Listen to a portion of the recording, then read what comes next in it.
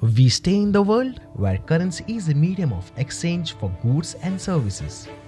Every country in this world, as we all know, has different currency and its different value. So today in this lecture, we'll be learning about foreign exchange market, and this topic will be explained by our Bilund.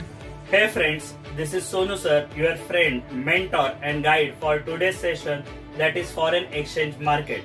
This is the fourth module of 6th semester. है तो last module but बहुत ही interesting module है. जब भी हम लोग market की बात करते हैं तो नॉर्मली अपने दिमाग में आता है बायर्स रहेंगे, सेलर्स रहेंगे. Yes true, here is also there are many buyers as well as seller. But important है ये फॉरेन एक्सचेंज मार्केट है. तो क्या डील करेंगे हम लोग? बहुत सारी फॉरेन करेंसीज लाइक डॉलर हो गया, पाउंड हो गया या यूरोज हो गया. जैसे रिसेंटली मैंने एक यूरोप टूर की थी तो वहाँ की कुछ बातें बोलता हूँ कि अगर मुझे वहाँ पे जाना है तो मुझे कौन से करेंसीज लगेंगे. तो मैंने ना 2-3 महीने पहले बैंकर में एक डील करके रखा था और एडवांस में कुछ करेंसी जब रेट सस्ता था तो लिए थे. तो ये हम लोग जितना जल्दी करते हैं सोचते हैं. अभी अपना जो बाइंग रहता है वो नॉर्मली छोटा सा रहता है, रिटेल टाइप के बायर से हम लोग. बट कुछ होलसेलर बाइक है, मतलब बिग एमएनसीज रहती है, रिलायंस हो गई, टाटा हो गई, तो इनको करोड्स ऑफ रुपीज में डील करना पड़ता है. तो जब भी मैं कभी ये डील करूंगा तो बहुत ही इंपॉर्टेंटली मुझे याद रखना पड़ेगा कि ये होलसेल मार्केट है तो ह्यूज लेवल का फंड वहां पे नेसेसरी रहता है. तो ये किस तरह से एग्जैक्टली वर्क होता है उसका एक कंसेप्ट देखते हैं. बहुत इंटरेस्टिंग है, ध्यान से समझो तो हम लोग का एक एक क्वेश्चन तुम लोग को समझेगा प्रॉपरली. अगर मैं इसमें से पहला वाला पार्ट बोलता हूँ तो स्ट्रक्चर समझने के लिए ट्राई करो. एकदम टॉप पे रहता है फॉरेन एक्सचेंज मार्केट में central bank. Central bank is associate with various commercial bank. ये हो गया अपना पहला स्ट्रक्चर. अगर मैं ये पहले ट्रायर में बात करता हूँ तो सेंट्रल बैंक पूरा लीड अपने पास लेता है और वेरियस कमर्शियल बैंक को पैसा देना, ये फॉरेन एक्सचेंज देना, उनसे लेना, ये सब चीजें करती है. सेकंड टायर में आता है various commercial bank deals with each other. तो कमर्शियल बैंक दूसरे बैंक के साथ डील करती है, बाइंग एंड सेलिंग वाला. This is second tier. Last tyre जो इसमें a commercial bank with a client. A commercial bank with a client की बात करता हूँ तो मेरे जैसा इंडिविजुअल कंपनीज, एमएनसी, बहुत सारे लोग ये क्लाइंट में आते हैं जो कमर्शियल बैंक से ये बाय करेंगे. तो ये पूरा ओवरऑल अपना एक टायर 3 टायर सिस्टम हुआ फॉरेन एक्सचेंज मार्केट का. आइए जानते हैं यही मार्केट रियल में अलग अलग वे में कैसे चलता है. जब मैं बात करता हूँ पहले क्वेश्चन के, that is players and participant in foreign exchange market. तो जब मैं प्लेयर्स या पार्टिसिपेंट की बात करता हूँ तो सिंपली इसमें क्या आएगा, तो वेरी फर्स्ट वाला कमर्शियल बैंक सबसे बड़ा प्लेयर है इसमें.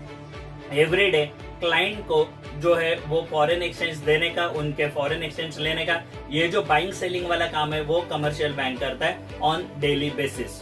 T+2 ये कंसेप्ट यहाँ पे चलता है. नॉर्मल लेवल पे ट्रांजैक्शन के 2 दिन के अंदर तुम लोग को ये सब जो करेंसीज है वो अवेलेबल करके देने का काम बैंकर्स करते रहते हैं. बैंकर का रोल इसके लिए इम्पोर्टेंट है कि एक पर्टिकुलर रिटेल लेवल तक ये बैंकर्स तुम लोग को बहुत सारी करेंसीज अवेलेबल करके देते रहती है, बट एक लिमिटेड पीरियड में. और अगर ह्यूज लेवल का कुछ कंसेप्ट चाहिए तो अपने को एक कॉन्ट्रैक्ट करना पड़ेगा. कमर्शियल बैंक एक नॉर्मल जो डील करते हैं वो कैसे करते हैं वो देखना. कभी भी किसी बैंक में जाओगे तो वहाँ पे एक डिस्प्ले पे बीड और आस्क ऐसे लिखा रहेगा. क्या तुम लोग ये पूछ सकते हो what is Beed rate and what is ask rate? Beed stand for buying rate and ask stand for selling rate. The gap between these two is known as the spread. Spread जो है वो इन दोनों के बीच का प्रॉफिट है. स्प्रेड मतलब difference between this to. तो ये जो प्रॉफिट है वही बैंक का, कमर्शियल बैंक का प्रॉफिट होता है. Like buying rate, Beed rate is 70, ask rate, selling rate is 72. तो बैंक क्या करेगी, 70 में बाय करेगी और 72 में बेचेगी. 2 रुपया बैंक का बीच वाला जो है वो प्रॉफिट हो गया. तो इस तरह से कमर्शियल बैंक यहाँ पे डील करते रहती है. अगर मैं कमर्शियल बैंक के बात बोलूँ तो फॉरेन एक्सचेंज डीलर आते हैं. जब मैं फॉरेन एक्सचेंज डीलर की बात करता हूँ तो ये डीलर्स में बहुत सारे लोग हैं. जैसे कि ये डीलर मतलब कोई इंडिविजुअल हो सकते हैं, कंपनीज हो सकते हैं, कोई एक प्रॉपर फर्म हो सकती है जो ये डील करते रहती है और बहुत ह्यूज अमाउंट में हेज फंड करना या और भी कुछ एक्टिविटीज करना है तो ये सब चीजें करने में ये लोग एंगेज रहते हैं. तो आज ये डीलर लोग जो है बहुत सारे कमर्शियल बैंक से एसोसिएट होते हैं, कुछ बड़े क्लाइंट से भी एसोसिएट होते हैं और उन लोग को जब भी कभी फंड का नीड रहता है तो ये लोग बीच में एज अ ब्रोकर बन के इन लोग के साथ डील करते रहते हैं. तो ये सबसे इंपॉर्टेंट रोल में भी आते हैं. The third is concept is a retail client. Any individual, any company, any firm, कोई फॉरेन में जाने वाला रहेगा, ऐसे सब लोग यहाँ पे रिटेल क्लाइंट्स बैंकर्स के बन जाते हैं। और ये सिस्टम में ये सब क्लाइंट का रोल बहुत इंपॉर्टेंट है, बिकॉज ऐसे छोटे छोटे क्लाइंट मिलके ही ह्यूज लेवल का डिमांड फॉर फॉरेन एक्सचेंज आते रहता है। Next part is a central bank. जब मैं सेंट्रल बैंक की बात करता हूँ तो मैंने पहले ही बोला अपेक्स बैंकिंग में जो है वही यहाँ पे फॉरेन एक्सचेंज में, इंडिया में अगर हम लोग बात करेंगे रिजर्व बैंक ऑफ इंडिया, यही अपेक्स बैंकर है। तो यही बैंक क्या करेगी, डील करेगी अपने मेन फॉरेन एक्सचेंज में, और इसके पास मैक्सिमम फंड्स अवेलेबल रहते हैं। तो ये जो ह्यूज लेवल के फंडिंग्स अवेलेबल है रिटेल बैंक में, तो ये रिटेल बैंक के जो फंड्स रहते हैं ये सेंट्रल बैंक मैनेज करते रहता है। Central bank rules regulation manage करना, उनके ऊपर सुपरविजन रखना, प्रॉपर उसको एक गाइड करना, कभी कभी इंजेक्ट करना है फंड, कभी उससे एब्जॉर्ब करना है। तो ये सब पॉलिसीज मेकिंग बनाने वाली ऑर्गेनाइजेशन जो है वो है central bank. After central bank अगर हम लोग बात करेंगे तो fund manager and hedge fund, ये जो hedge fund end fund managers रहते हैं ये लोग फॉरेन एक्सचेंज में स्पेकुलेशन या फिर नॉर्मल लेवल का प्रॉफिट निकालना, आर्बिट्रेज करना, ऐसे बहुत सारे काम करते रहते हैं। ये एग्जैक्टली क्या कंसेप्ट है आने वाले टॉपिक में हम लोग सीखेंगे, बट ये फंड मैनेजर और हेज फंड वालों के वजह से भी फॉरेन एक्सचेंज में बहुत बार मोबिलाइजेशन ऑफ फॉरेन एक्सचेंज होते रहता है। इसमें और एक नेक्स्ट पॉइंट आएगा एन इंडिविजुअल। मैंने ऑलरेडी रिटेल क्लाइंट में बात किया, तो एक individual for his personal interest और फिर फॉरेन में जाना होगा या और भी कुछ एक्टिविटीज रहेगी उसके लिए बाय करता है, या कभी कभी स्पेकुलेशन के लिए बाय करता है, तो ये इंडिविजुअल का पार्ट है। और बाद में हम लोग लिख सकते हैं a company.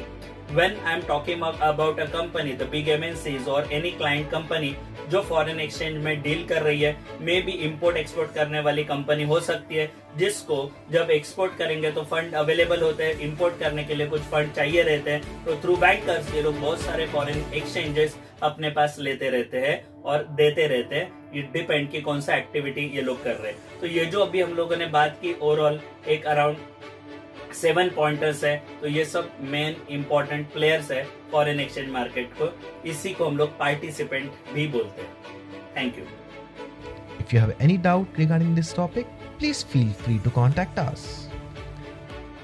And now, please note down some important points.